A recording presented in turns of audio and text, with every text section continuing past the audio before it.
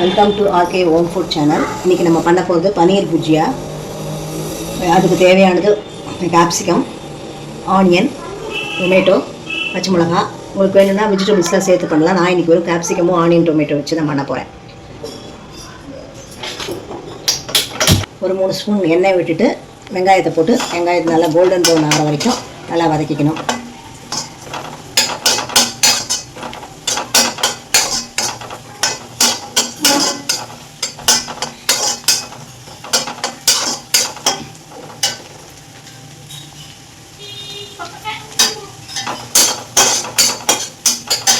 Golden brown ஆனவுடனே இஞ்சி பூண்டு பேஸ்ட்டு உங்கள்கிட்ட இருந்ததுன்னா இஞ்சி பூண்டு பேஸ்ட்டு ஒரு ஸ்பூன் போட்டுக்கலாம். நான் எப்போ இஞ்சி பூண்டு பேஸ்ட் போட மாட்டேன். நான் நல்லா ஃப்ரெஷ்ஷாக இஞ்சி ஒரு அரை ஸ்பூன் துருவினது, பூண்டு பல் ஒரு 5-6 பூண்டு பல். இஞ்சி கம்மியாக இருக்கணும், பூண்டு அதிகமாக இருக்கணும். நல்லா இதையும் போட்டு நல்லா கோல்டன் ப்ரௌனாக வதக்கிடுவேன்.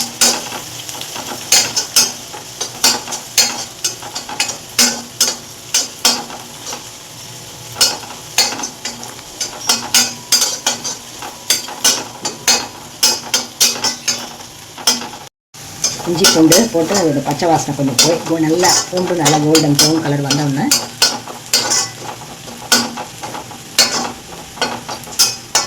நறுக்கி வச்சுருக்க தக்காளியை போடணும்.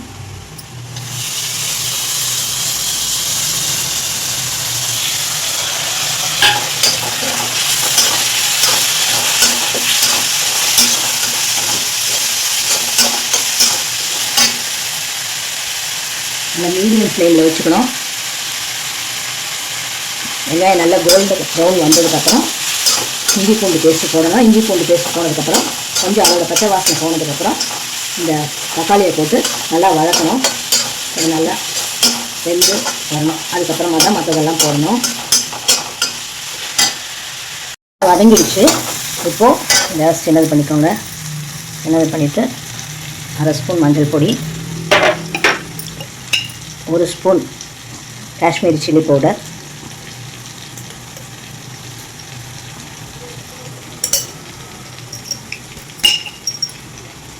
நான் சின்ன ஸ்பூனாக வச்சுருக்கிறதுனால அப்படி போடுறேன். 1 டீஸ்பூன் ஃபுல்லாக சில்லி பவுடர், 1 டீஸ்பூன் ஜீரக பொடி,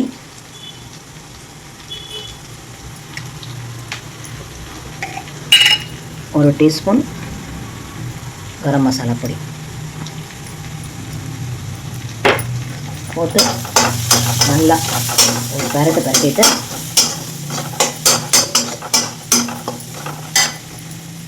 நல்லா ஒரு 1.5 டம்ளர் தண்ணி விட்டுணும். அந்த பச்சை வாசனை போக அது கொஞ்சம் கொதிக்கணும்.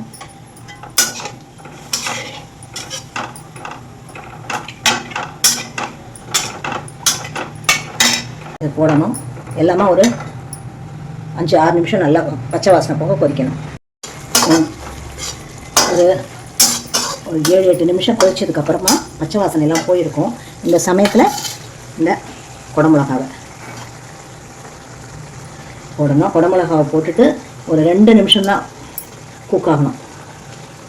ஏன்னா அப்போ தான் கொஞ்சம் க்ரன்ச்சியாக நல்லாயிருக்கும். அதுக்கு மேலே வேக விட்டிங்கன்னா ஒரு கலர் போயிடும், ஃப்ளேவர் போயிடும், ஒரு மாதிரி வதங்கின மாதிரி ஆகிடும். அதனால் ஒரு 5 நிமிஷம் 2 நிமிஷம் தான் குக் ஆகணும்.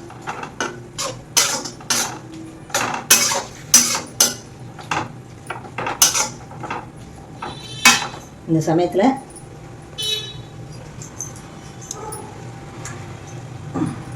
ஒரு 2 டீஸ்பூன் நெய் விட்டுக்கணும்.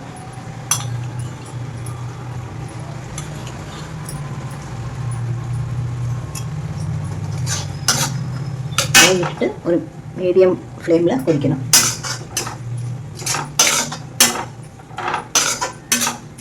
ரெண்டு நிமிஷம் கொதிக்கட்டும்.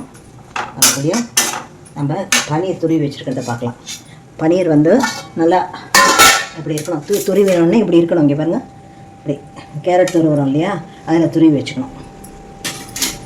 இது போல் நான் இப்போ ஒரு 1/2 கிலோ பன்னீர் எடுத்திருக்கேன். 1/2 கிலோ பன்னீருக்கு 100 கிராம் தக்காளி, 100 கிராம் வெங்காயம், பெரிய குடமிளகா இருந்தால் அரை பச்சை குடமிளகா, அரை ரெட்டு குடமிளகா, அரை மஞ்சள் குடமிளகா எடுத்துக்கணும். பன்னீர் தான் நிறையா இருக்கணும் வாய்க்கு. அதனால தான் 100 கிராம் தக்காளி, 100 கிராம் வெங்காயம் சொல்லியிருக்கேன். இதுலேயே நீங்கள் பட்டாணி, கேரட்டு இதெல்லாம் கூட போட்டு பண்ணலாம்.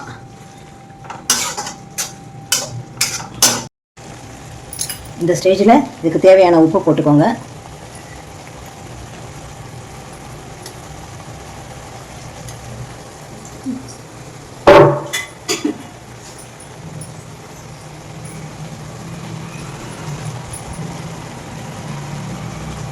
எல்லாம் வெளியே பாருங்கள், எண்ணெய் பிரிஞ்சு மேலே வந்துருச்சு.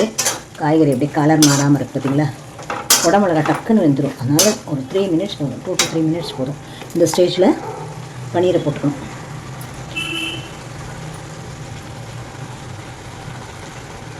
பன்னீரை போட்டுட்டு 1 ஸ்பூனு கஸ்தூரி மேத்தி போட்டுட்டு முள்ளமாக கலரி விடணும். ஏன்னா போல் தோசை திருப்பி வச்சுக்கோங்க. ஒரு காய்கறியெல்லாம் உடஞ்சி போன மாதிரி ஆகாது.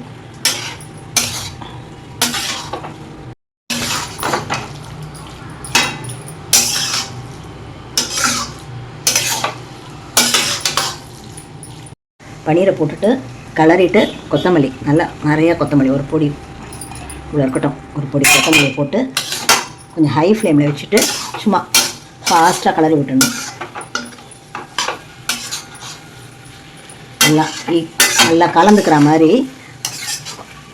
ஃப்ளேமை பெருசாக வச்சுட்டு கலரி விட்டுடணும்.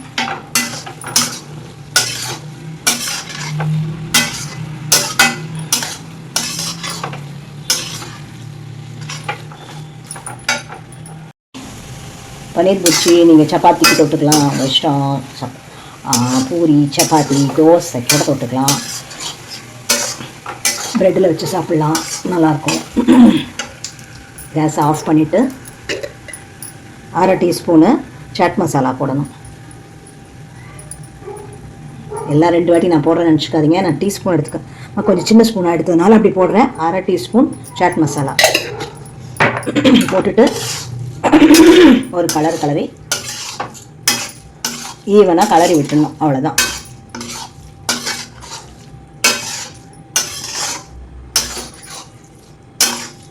பன்னீர் புர்ஜியா ரெடி.